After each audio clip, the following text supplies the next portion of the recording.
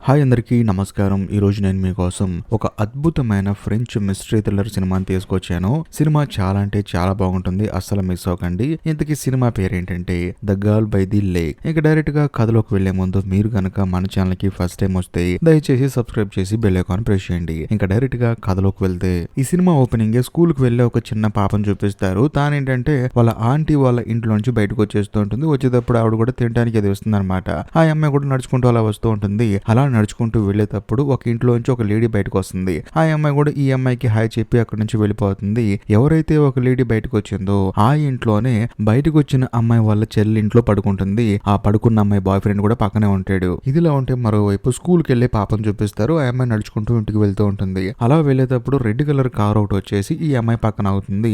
దాంతో ఆ అమ్మాయి కూడా ఆ కారులో ఉన్న అతనితో మాట్లాడుతూ ఉంటుంది. అలా కొంతసేపు మాట్లాడిన తర్వాత ఆ కార్ ఎక్కేస్తుంది. ఆ తర్వాత ఆ కారులో అతను ఏం చేస్తాడంటే ఆ పాపను తన ఇంటికి తీసుకెళ్లి బయట కూర్చోబెట్టి తనతో మాట్లాడుతూ ఉంటాడు. అతని పేరు మ్యారియో. కాకపోతే అతను ఆ అమ్మాయితో మాట్లాడుతూ ఉంటాన్ని ఆ మ్యారియో వాళ్ళ నాన్న లోపల చూసి కోపడుతూ ఉంటాడు. కట్ చేస్తే మరోవైపు ఆ పాప వాళ్ళ అమ్మని చూపిస్తారు. తానేంటంటే తన కూతురు ఇంటికి రాపోయేసరికి కంగారు పడుతూ ఉంటుంది. అంతేకాకుండా లోకల్ ఒక పోలీసు ఉంటాడు అనమాట. అతన్ని పిలిచి కంప్లైంట్ ఇస్తుంది. నాకు నైట్ డ్యూటీ ఉందని చెప్పేసి వాళ్ళ ఆంటీ ఇంట్లో వదిలిపెట్టాను. అందులోనూ ఉదయాన్నే వచ్చేయమని చెప్పాను. వాళ్ళ ఆంటీ కూడా నాకు ఫోన్ చేసింది మీ అమ్మాయి బయలుదేరిందని. కానీ ఎంతసేపటికి నా కూతురు నా ఇంటికి రావట్లేదు. మొత్తానికి ఏదో జరిగింది, మీరే చూడండి అని చెప్పేసి జరిగింది మొత్తం ఆ పోలీసులు చెప్తుంది. దాంతో ఆ పోలీసు ఏం చేస్తాడంటే ఊరు మొత్తం వెతుకుతాడు. కాకపోతే ఆ అమ్మాయి కనిపించదు. ఆ ఊరు చాలా చిన్నగా ఉంటుంది. కాకపోతే కొంచెం ఎక్కువ మంది ఉంటారు జనము. దాంతో ఆ పోలీసుకి డౌట్ వచ్చేసి పక్క ఊర్లో ఉన్న ఒక ఇన్స్పెక్టర్ కి కంప్లైంట్ ఇస్తాడు.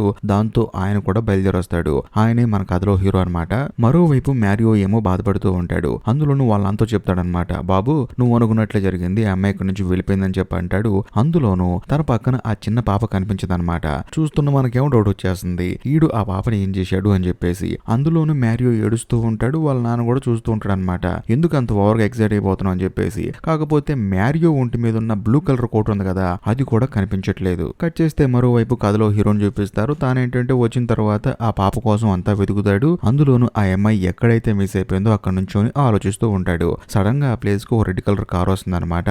ఆ కార్ లో తప్పిపోయింది అనుకున్న ఆ పాప వస్తుంది. అందులోనూ పోలీసు కూడా ఆ అమ్మాయిని చూసి ఎంతగానో ఆనందపడతాడు. ఇంకా ముఖ్యంగా ఆ అమ్మాయి చాలా సేపు కనిపించలేదు కదా, ఒకవేళ ఆ తీసుకెళ్లిన మ్యారియో గాడు ఏమైనా చేసి ఉంటాడని చెప్పేసి ఈ అమ్మాయిని వాళ్ళ అమ్మతో పాటు కూర్చోబెట్టి ఇప్పుడు వరకు ఏం చేసావమ్మా, ఎవరు తీసుకెళ్లారు నేను చెప్పేసి అంటంతో ఆ అమ్మాయి కూడా చెప్తుంది, మ్యారియో తీసుకెళ్ళాడు నన్ను, వాళ్ళ ఇంట్లో ఉన్న కుందేళ్లు, జంతువులు, పక్షులు అని చూపించాడు. ఆ తర్వాత మీ ఇద్దరం సరదాగా నడుచుకుంటూ చెరువు దగ్గరికి వెళ్ళాము. ఆ చెరువులోకి వెళ్ళమాకు, పాములుంటే కరిచేస్తే అన్నాడు. అది కరిస్తే చనిపోతామని చెప్పి అన్నాడని చెప్పి అంటంతో అందరూ సరే అంటారు. మరి ఆ తర్వాత ఏం జరిగిందని చెప్పేసి అంటే ఆ అమ్మాయి మాత్రం కొంచెం చెప్పడానికి ఇబ్బంది పడుతూ ఉంటుంది, భయపడుతూ ఉంటుంది. దాంతో హీరో అలాగే ఈ లోకల్ పోలీస్ ఇద్దరు బయటకు వచ్చేస్తారనమాట.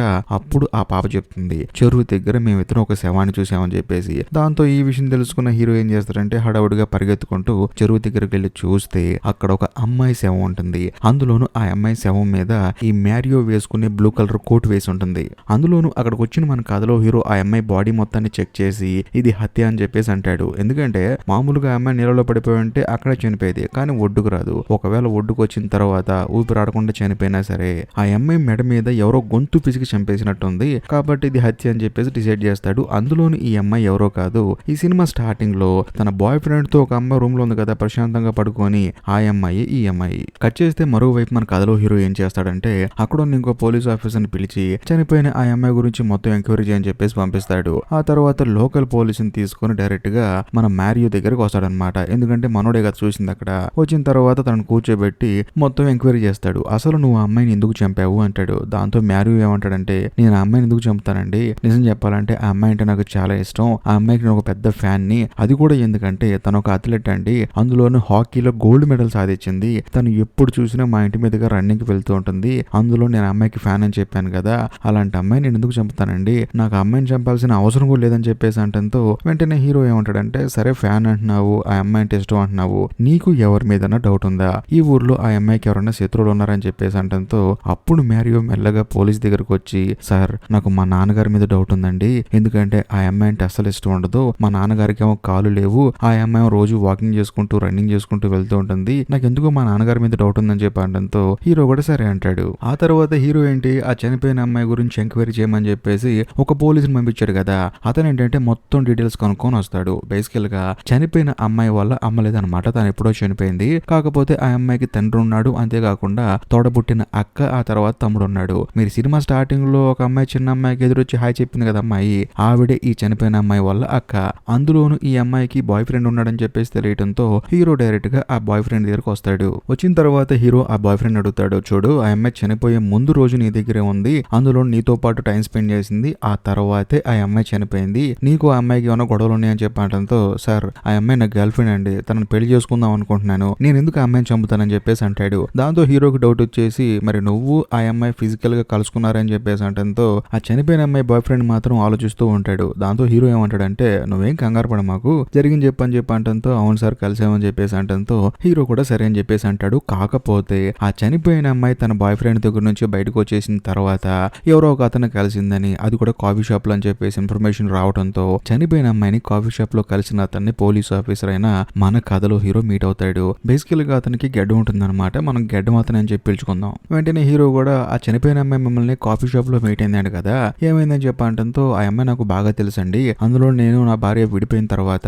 నా కొడుక్కి బేబీ సిట్టర్ గా చాలా రోజులు పనిచేసింది ఆ అమ్మాయి, అందుకనే క్యాజువల్ గా కాఫీ తాగుతావని పిలిచాను, ఆ అమ్మాయి వచ్చింది, తాగుతావని చెప్పంటే వద్దని చెప్పింది, బాగా డిప్రెషన్ గా ఉంది, సర్లే అని చెప్పేసి నేను కూడా సైలెంట్ గా ఉన్నాను, ఆ అమ్మాయి తర్వాత అక్కడ నుంచి వెళ్ళిపోయింది, చివరికి ఇలా జరిగిందని చెప్పంటంతో హీరో కూడా సరే అంటాడు. ఆ తర్వాత హీరో వెళ్లి చనిపోయిన అమ్మాయి వాళ్ళ నాన్నని, ఆ తర్వాత వాళ్ళ అక్కని మీట్ అవుతాడు. మీట్ అయిన తర్వాత చనిపోయిన అమ్మాయి వాళ్ళ నాన్నకి ధైర్యం చెప్తాడు. అంతేకాకుండా ఆ అమ్మాయి చనిపోయిన తర్వాత ఆ అమ్మాయికి సంబంధించిన వస్తువులను తీసుకెళ్లి వాళ్ళ నాన్నగారికి ఇస్తాడు. ఇచ్చిన తర్వాత ఏమన్నా వస్తువులు మిస్ చేయండి అని చెప్పేసి అంటే, మొత్తం చూసి నా కూతురు సెల్ ఫోన్ ఏదండి అని చెప్పేసి అంటాడు. ఏం లేదండి, మీ అమ్మాయి సెల్ ఫోన్ ని పోలీసులే తీసుకున్నారు, మొత్తం చెక్ చేసి మళ్ళీ తిరిగి ఇచ్చేస్తారని చెప్పేసి అంటంతో, ఇంకేమైనా మిస్ అయినాయి అని చెప్పేసి మళ్ళీ హీరో అడుగుతాడు. అప్పుడు ఆయన ఏమంటాడంటే, నా కూతురు ఎక్కడికి వెళ్ళినా సరే ఒక బ్యాగ్ తీసుకెళ్తుందండి, అది మిస్ అయిందని చెప్పంటంతో, సరే అండి వెతికిస్తామని చెప్పేసి అంటాడు. ఆ తర్వాత చనిపోయిన అమ్మాయి వాళ్ళ అక్క ఏం చేస్తుందంటే, తన అక్క రూమ్ కి ఆ పోలీస్ ఆఫీసర్ ని తీసుకెళ్తుంది, అంటే హీరోని తీసుకెళ్తుంది. రూమ్ మొత్తం చెక్ చేసిన తర్వాత అక్కడ ఒక 2 క్యాసెట్లు దొరుకుతాయి, VHS క్యాసెట్లు. ఆ తర్వాత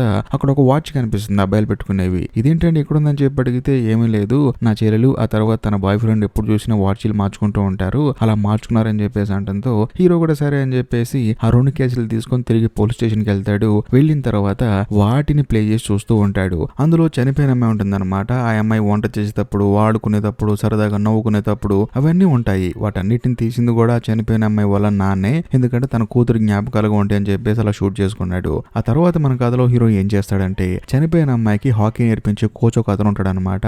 వెళ్ళి అతన్ని మీట్ అవుతాడు. అందులోని ఈ కోచ్ గడు ఏంటంటే, పాపం ఆ చనిపోయిన అమ్మాయిని లవ్ చేశాడు. ఆ అమ్మాయి వయసు వీడి వయసు చాలా తేడా ఉంది, అయినా సరే వాడు లవ్ చేశాడు, కానీ ఆ అమ్మాయి మాత్రం అస్సలు వీడిని పట్టించుకునేది కాదు. ఆ తర్వాత హీరో ఆ కోచ్ ని ఎంక్వైరీ చేస్తే తానేమంటాడంటే, సార్ ఒక రోజు తను నన్ను సిటీకి రమ్మందండి, నేను కూడా అమ్మాయితో పాటు వెళ్ళాను, తనేదో మెడికల్ చెకప్ చేయించుకుంది, ఏంటి ఆ చెకప్ అని చెప్పి అడిగాను, ఇది మీకు అనవసరమైందని చెప్పేసి అంది, నాకు తెలిసినంత వరకు ఈ అమ్మాయి గర్భవతి అయి ఉంటుంది, అందుకని చెప్పట్లేదని చెప్పేసి అంటాడు. ఆ తర్వాత ఏం జరిగిందని చెప్పి అడిగితే, ఏం లేదండి, చనిపోయే రోజు మాత్రం నేను కాఫీ షాప్ లో చూశాను, ఆ గడ్డముడితో మాట్లాడుతూ ఉంది, అంతేనండి, అంతకు మించి ఏం లేదని చెప్పి అంటంతో హీరో కూడా సరే అని చెప్పేసి అంటాడు. కాకపోతే హీరోకి వచ్చే డౌట్ ఏంటంటే, చనిపోయిన అమ్మాయి ఇల్లు మొత్తం వెతికారు, రూమ్ మొత్తం వెతికారు, ఎటువంటి మెడికల్ రిపోర్ట్స్ కానీ ఈ అమ్మాయి హాస్పిటల్కి వెళ్ళి టెస్ట్ చేయించుకున్నట్టు ఏదన్నా కాగితం కూడా వీళ్ళకి దొరకలేదు కదా, దాని గురించి ఆలోచిస్తూ ఉంటాడు.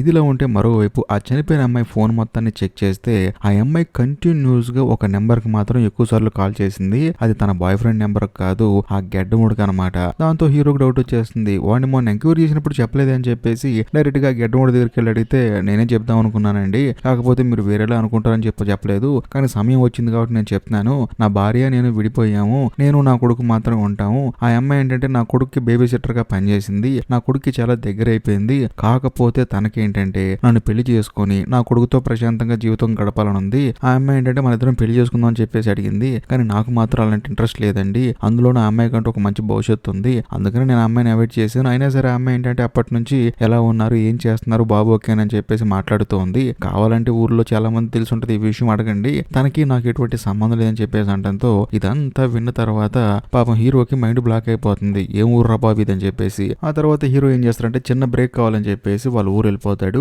అందులోని హీరోకి ఒక కూతురు ఉంటుంది అనమాట, ఇద్దరు కలిసి ఉంటారు. కాకపోతే హీరో వాళ్ళ భార్యకి ఏంటంటే అమినిషియా వల్ల తనేంటంటే గతం మొత్తం మర్చిపోయింది, మనుషుల్ని గుర్తుపడట్లేదు. అయినా సరే హీరో వాళ్ళ కూతురు ఏమంటుందంటే, డాడీ అమ్మని చూద్దాం సరే అని చెప్పి అంటంతో సర్లే పద అని చెప్పేసి ఇద్దరు కలిసి వెళ్తారు. కానీ అక్కడికి వెళ్తే హీరో వాళ్ళ భార్య ఏమనుకుంటుందంటే, వచ్చింది వాళ్ళ తమ్ముడు అనుకొని రారా తమ్ముడు అని చెప్పేసి మాట్లాడుతూ ఉంటుంది. ఇదంతా చూసిన తర్వాత హీరోకి చిరాకు అనిపించి, దీని దగ్గర ఉండటం కన్నా ఆ ఊరిలో కేసు డీల్ చేయడం బెటర్ అని చెప్పేసి కొంతసేపు అక్కడ టైం స్పెండ్ చేసి తిరిగి తన కూతురుని తన ఇంట్లో వదిలిపెట్టేసి మళ్ళీ ఆ అమ్మాయి చనిపోయిన ఊరికొస్తాడు. వస్తే కరెక్ట్ గా అదే రోజు ఆ అమ్మాయికి ఏంటంటే పోస్ట్ మార్టం జరుగుతుంది అనమాట. దాని రిపోర్ట్లు కూడా బయటకు వస్తాయి. అదే సమయంలో ఆ పోస్ట్ మార్టం చేసిన డాక్టర్ హీరోకి మొత్తం చెప్తాడు. అందులో మొట్టమొదటి విషయం ఏంటంటే ఈ అమ్మాయి వర్జిన్ అనమాట. కాకపోతే ఈ చనిపోయిన అమ్మాయి వాళ్ళ బాయ్ ఫ్రెండ్ ఏం చెప్పాడు, మేమిద్దరం ఫిజికల్ గా కలిసామని చెప్పి అన్నాడు. అదే విషయం మన హీరో గుర్తొచ్చి ఆ బాయ్ ఫ్రెండ్ గడి మీద డౌట్ వచ్చేస్తుంది. ఇంకా రెండో విషయం ఏంటంటే ఎవరైనా సరే ఇంకొకరిని చంపేటప్పుడు వాళ్ళను వాళ్ళు కాపాడుకోవడానికి కనీసం పోరాటం చేస్తారు, తప్పించుకోవడానికి చూస్తారు. అలా తప్పించుకునే ప్రాసెస్ లో చేతులకు గాని కాళ్ళకు గాని గాయాలు అవుతాయి, లేకపోతే గోళ్ళ రక్కులు ఉంటాయి. అలాంటిది ఏం లేదు ఈ అమ్మాయి బాడీ మీద. అవతల వాళ్ళు చంపుతున్నా సరే నన్ను చంపేయని చెప్పేసి ఈ అమ్మాయి చచ్చిపోయినట్టు ఉంది. అసలు అవతల వాళ్ళకి సంబంధించిన ఆధారాలు ఈ అమ్మాయి బాడీ మీద లేవని చెప్పేసి అంటాడు. కానీ ఇక్కడ మూడో హైలైట్ విషయం ఏంటంటే ఈ అమ్మాయికి బ్రెయిన్ ట్యూమర్ ఉంది, ఇంకో 2-3 నెలల్లో చనిపోతుంది ఈ అమ్మాయి, అంతే అంతకు మించి ఏం లేదని చెప్పేసి అంటంతో హీరోకి సడన్ గా ఒక విషయం గుర్తొస్తుంది. హాకీ కోచ్ని తీసుకుని ఈ అమ్మాయి సిటీకి వెళ్ళి హాస్పిటల్లో టెస్టులు చేయించుకుంది కదా, ఆ టెస్టులు ఈ టెస్టులే అనమాట. రిపోర్ట్లు వచ్చిన తర్వాత ఈ విషయం ఎవరికి చెప్పకుండా తనకి బ్రెయిన్ ట్యూమర్ ఉందన్న సంగతి దాచిపెట్టింది అనమాట. అది సంగతి. ఆ తర్వాత హీరో అక్కడ నుంచి బయటకు వస్తాడు. వచ్చి చూస్తే అక్కడ చనిపోయిన అమ్మాయి వాళ్ళ నాన్న కూర్చుంటాడు. దాంతో హీరో కూడా ఆయన దగ్గరికి వెళ్ళి ధైర్యం చెప్తూ ఉంటాడు. కరెక్ట్ గా అదే సమయంలో ఆయన ఒక అద్భుతమైన విషయం చెప్తాడు అనమాట. ఆ విషయం ఏంటంటే ఇప్పుడు చనిపోయిన అమ్మాయి మధ్యలో హాకీ ఆడటం ఆపేసింది కదా, దానికి కారణం ఏంటంటే ఆ గెడ్డవుతున్నాడు కదా తన కొడుకు చనిపోయాడు, అది కూడా కార్ యాక్సిడెంట్ లో. ఆ చనిపోవటం చూసి ఈ అమ్మాయి ఎంతగానో బాధపడింది. అందులోనూ ఆ అమ్మాయి ఏంటంటే ఆ రోజు నుంచి హాకీ ఆడటం ఆపేసింది. ఎందుకంటే ఆ పిల్లాడంటే తనకి చాలా ఇష్టం అనమాట.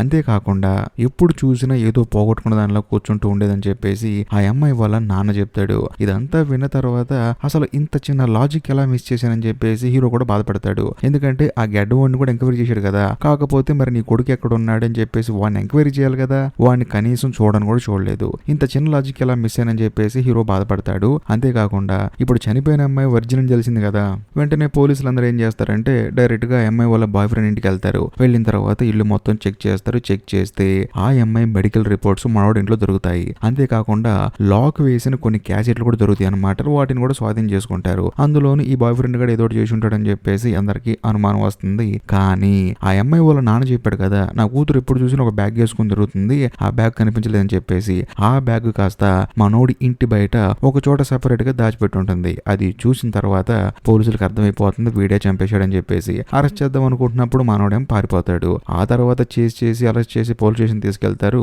తీసుకెళ్లిన తర్వాత హీరో ఏంటంటే ఆ అమ్మాయి బాయ్ ఫ్రెండ్ కి ఒక థియరీ చెప్తాడు. ఆ థియరీ ఏంటంటే నీ గర్ల్ ఫ్రెండ్ కి బ్రెయిన్ ట్యూమర్ ఉందన్న సంగతి నీకు తెలిసింది, ఇంకో 3 నెలల్లో తను చనిపోతుంది. కాకపోతే బ్రెయిన్ ట్యూమర్ ఉన్న వాళ్ళు చనిపోయే 3 నెలలు నరకం అనిపిస్తారు. అది నువ్వు చూడలేక ఆ అమ్మాయి భరించలేక నువ్వే నీ గర్ల్ ఫ్రెండ్ ని చంపేశావు అని చెప్పేసి అంటాడు. అందుకనే ఆ అమ్మాయి చనిపోయేటప్పుడు కూడా నన్ను చంపొద్దని చెప్పి అనకుండా తాను కూడా ఆ నరకం అనుభవించలేక నిన్ను వదిలి వెళ్ళలేక ఏడ్చుకుంటూ చనిపోయిందని చెప్పేసి అంటంతో ఇదంతా విన్న ఆ అమ్మాయి బాయ్ ఫ్రెండ్ ఏమంటాడంటే, సార్ మీరు పోలీస్ డిపార్ట్మెంట్ లో కన్నా ఒక సినిమా రచయితగా పాపానికి వస్తారండి, కథలు చాలా బాగా రాస్తున్నారు, నేను ఎందుకు చంపుతానండి అమ్మాయిని అని చెప్పేసి అంటాడు. అందులోనూ ఆ అమ్మాయి బాయ్ ఫ్రెండ్ ఏమంటాడంటే, మీరు నా మీద అనుమానం పట్టడానికి మెయిన్ రీజన్ ఏంటి, ఆ అమ్మాయితో నేను ఫిజికల్ గా కలవలేదు కానీ నేను కలిశానని చెప్పాను. అదే కదా, అలా ఎందుకు చెప్పానంటే నేను నా గర్ల్ ఫ్రెండ్ ని పెళ్లి చేసుకున్న తర్వాతే ఫిజికల్ గా కలుద్దాం అనుకున్నాను, అప్పటి వరకు తనని టచ్ కూడా చేయకూడదు అనుకున్నాను. కానీ మీకు నేను అబద్ధం చెప్పడానికి కారణం ఏంటంటే ఒక అందమైన అమ్మాయికి బాయ్ ఫ్రెండ్ గా ఉంటూ ఆ అమ్మాయిని ముట్టుకోలేదు అంటే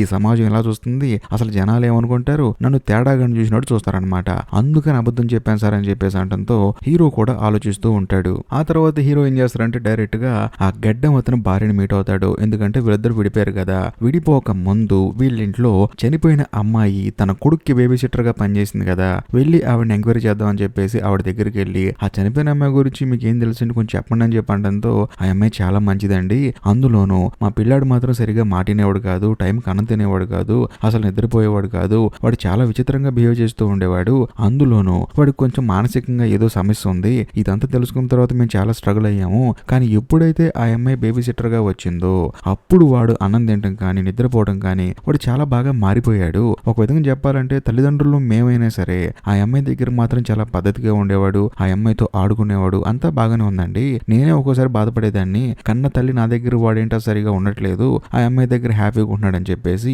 కాకపోతే ఏం చేస్తావు, నా కొడుకు మధ్యలోనే చనిపోయాడు, వాడు చనిపోయిన తర్వాత అమ్మాయిని నేను కలవటం మానేశాను అంతేనండి, కానీ అమ్మాయి మాత్రం చాలా మంచిదని చెప్పంటంతో హీరోకి ఏం అర్థం కాదు. ఆ తర్వాత హీరో ఏం చేస్తాడంటే ఆ చనిపోయిన అమ్మాయి డైరీ రొటీన్ ఏంటి, రోజు ఉదయం లేచి ఎక్కడెక్కడికి వాకింగ్కి వెళ్తుంది, ఏం చేస్తుందని చెప్పేసి తెలుసుకొని ఆ అమ్మాయి వెళ్లే ప్లేస్లన్నీ చెక్ చేసుకుంటూ వెళ్తూ ఉంటాడు. అలా వెళ్లేదారిలోనే మారియో వాళ్ళ ఇల్లు ఉంటుంది. అంతేకాకుండా ఆ గడ్డం అతని ఇల్లు కూడా ఉంటుంది. ఇదిలా ఉంటే మరోవైపు ఆ చనిపోయిన అమ్మాయి బాయ్ ఫ్రెండ్ ఇంట్లో కొన్ని DVD క్యాసెట్లు, ఆ తర్వాత ఆ అమ్మాయి మెడికల్ రిపోర్టులు దొరికాయి కదా. పోలీసులు ఆ DVD క్యాసెట్లకున్న లాక్ని తీసేస్తారు. అందులో ఏముంటుందంటే ఆ అమ్మాయి ప్రతిరోజు జరిగే విషయాన్ని కొంచెం డైరీలో రాసుకుంటుంది. ఆ రాసుకున్న విషయాల్ని డాక్యుమెంట్ లో కన్వర్ట్ చేసి వాటిని DVDలో దాచిపెట్టుకుందనమాట. వాటన్నిటిని బయటపెడతారు. దాంతో హీరో కూడా ప్రతి ఒక్క డాక్యుమెంట్ ని చదువుతూ ఉంటాడు.